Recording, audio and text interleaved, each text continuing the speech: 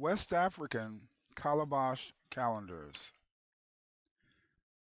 Mande calendrics are the result of a combination of climatic, social, and astronomical factors. The moon, seasons, and stars are used for reckoning time. The major star studied by the Mande is Sirius. Mats play an important role in Mande calculations.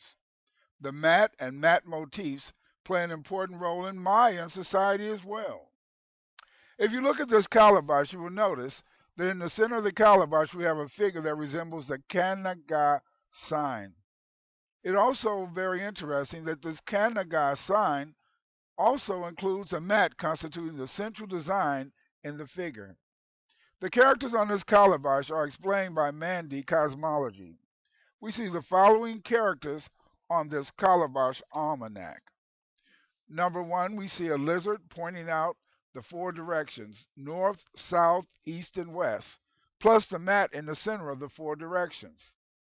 These lizard figures probably represent the world.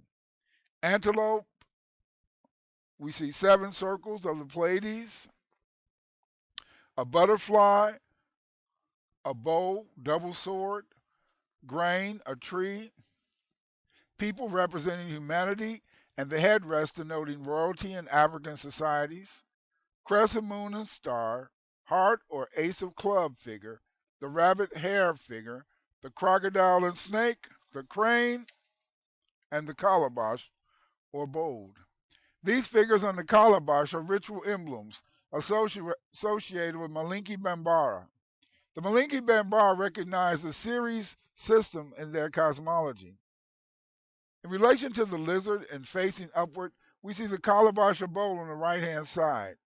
This calabash may represent the waterfowl of Pharaoh, the leading god of the Bambara. On the left-hand side of this lizard, we see the seven circles, which are believed to have represented the seven stars of the Pleiades. Among the Malinki Bambara and other West African people, the Pleiades was a marker of the growing season. The second lizard is facing left. Above the right arm, we see the seven stars of the Pleiades. Below the right arm, we see the double sword, which may represent Orion's sword. Orion's sword is that region of the sky below Orion's belt that includes the Orion Nebula. It is interesting in relation to the Pleiades and the sword of Orion, we see the rabbit hare. This is most interesting because Orion was said to be the hunter of the hare or rabbit. The antelope is believed to have taught human beings to farm.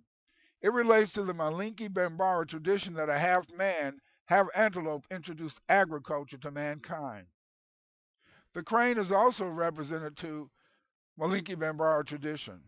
Among the Bambara, the crested crane is credited with the birth of speech.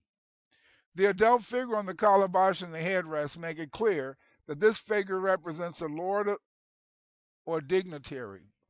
Finally, the heart-shaped or ace of clubs figure probably represents the Flani Da. The Flani Da symbolizes the one creator. This interpretation of the calabash from the Guinea coast suggests it records some event that involved agriculture. It also suggests that it corresponds to Malinki Bambara traditions. The Mayan day lord, world, snake, deer, and rabbit are found on the sacred calendar of the Maya. As noted above, these signs are the same as those found on the Guinea calabash calendar or almanac. We have shown how the signs on the Guinea calabash are explained by Malinki Bambara ideology.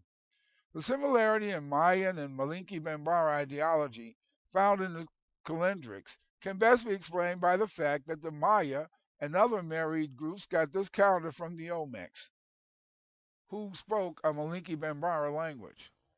These shared ideology for the figures on the sacred Mayan calendars and the Guinea Coast calabash support the view of Leo Viner in African Discovery of America that the calendars were related.